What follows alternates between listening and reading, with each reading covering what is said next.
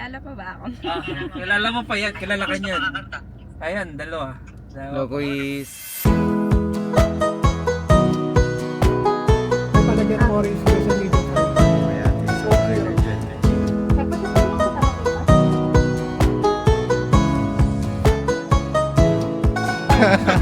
Uy, mamasabi mga kuhan niya.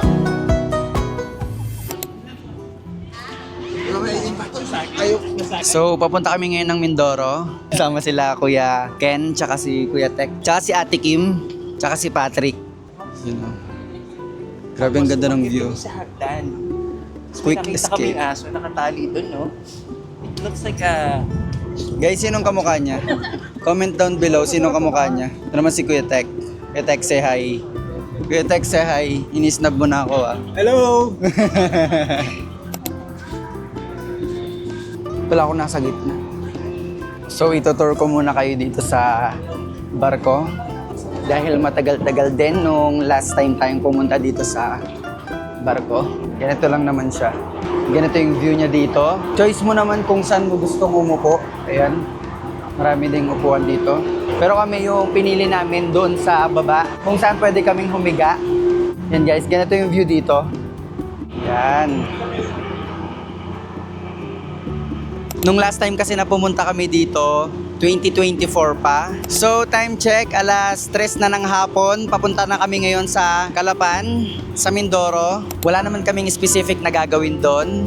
May nag-invite lang sa amin, which is si Kuya Ken, tsaka si Kuya Tek, na mag-quick vacation doon. Bali, ang gusto kong mangyari ngayon is matreasure natin yung ganitong moment kung saan isa sa magagandang tanawin dito sa Pilipinas ay mapunta natin, which is yung Mindoro. Last time pumunta na kami doon, pero hindi ako nakapag-vlog, kaya gusto kong mag-vlog ngayon dahil para kahit pa paano may memories tayo. Sobrang OA ko naman sa vlog na to, no? Pero, ayun, samahan niyo ako kung ano yung mga gagawin natin ngayon. So, nandito kami ngayon sa sa place kung saan pwede kang humiga habang nasa biyahe. May mga choices ka naman dito. Pwede mong piliin yung upuan lang, which is yung nasa taas. Pwede rin dito sa second floor. Dito, pwede kang humiga. Pwede kang umupo, parang ganito.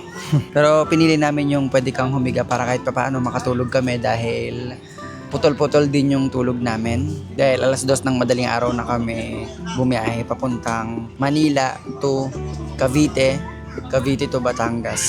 Meron din silang lounge dun na with aircon. Kung ayaw mong yung ganito na mahangin or mainit, pwede ka doon. Pero kami pinili namin dito kasi hapon naman na, hindi naman na ganun kainit. At maganda rin dahil mahangin. Nung last time nasa lounge kami, pinili nung mga kasama ko dun sa may aircon. And hindi ko alam na medyo maganda rin pala sa place na to kasi pwede kang humiga. Parang feel mo na rin na para kang nasa bahay na pwede kang matulog, ganun. Tsaka di na rin masama kasi hindi naman ganun kainit. Tsaka ang sarap din dahil fresh yung hangin na nalalanghap mo. Kung di ako nagkakamali, nasa 1 oras at kalahati rin yung biyahe namin papuntang Calapan.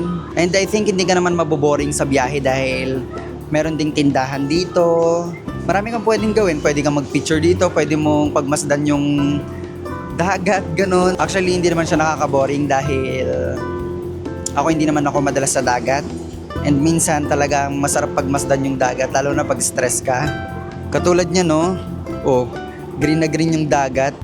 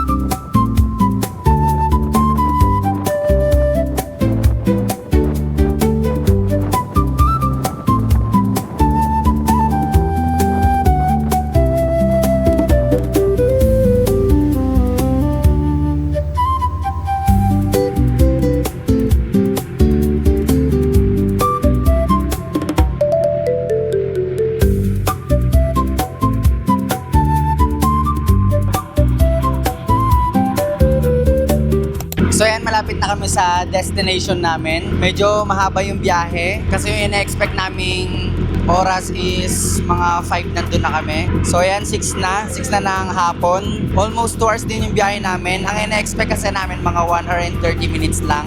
Chine-check ko yung mic ko, baka hindi na naman nakabukas. Pero grabe, ang dami nang lumabas ngayon na tao dahil magandang mag-take ng pictures kasi golden hour. Yan o. Ano naman masabi mo sa Mindoro? Speechless. Ikaw, ano naman masasabi mo sa Mindoro? Maganda, pero nakakahagard yung yung hangin. Actually, totoo yun. Medyo nakakahagard talaga yung pagsakay ng barko pero worth it naman dahil maganda naman yung view. Kasi nasanay kasi akong nakikita ko palagi is puro building. Sila mga travel buddy natin ngayon sa... Hey! Tita mong mayaman, wow. Kanina kasi in-interview kita, di ba, quiz? Oo. Pero naka-off pala yung yung mic natin. Ito na naka-open na. Ano masasabi mo ngayon sa Mindoro? Welcome back, Mindoro. Second time. Maganda. Ganda na sunset, oh. Si Ate Kim ngang say niya dito, speechless. Wala siyang masabi. Ikaw, quiz, anong masasabi mo ngayon sa Mindoro? Excited. Dapat tayo eh.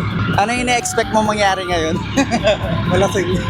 Unforgettable moment. Pero ang ganda pala dito na quiz pag ganitong oras. Ang ganda para ka lang nasa, alam mo yung sa gilid ng MOA quiz. Kalma. Pero ang pinagkaiba naman dito, walang mga building kang makikita. Puro mga bundok lang talaga, nature lang talaga. Ginabi na tayo, guys.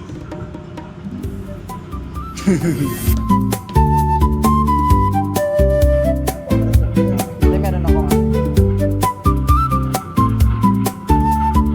Finally, nandito na kami sa Mindoro. Yan. At exactly 6:20 p.m.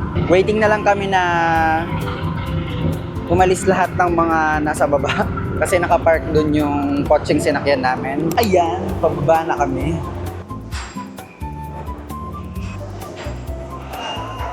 So yan, nandito na kami ngayon sa loob ng kotse. Update ko na lang kayo mamaya, guys. Mag-hazard daw malapit. Bye-bye, guys. So, andito na kami sa pinaka-destination namin. Sa Calapan. Kakalapan City. And maraming foods. Pakita ng mga And foods. yung my birthday. Ito si birthday girl. Bukas Birthday girl.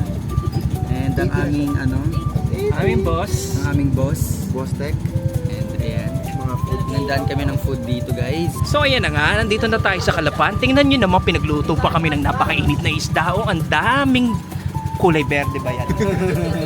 Kangkong. Ano ba yan? Kangkong. Kangkong. Nice. Ito ay, ano daw to? Ano po yan? Parang papaitan? Ano na papaitan? Papaitan, kambing. Shit, sarap, inay. Dinakdakan daw. Ito dinuguan, ito the best. Favorite yan, favorite. Meron po, ito naman yung aming kaibigan na amin dinayo dito. Oh, gwapong-gwapo no. Galing US yan. Hello from US. That's all for today, guys. Update na lang namin kayo sa mga next naming destination. Bye-bye!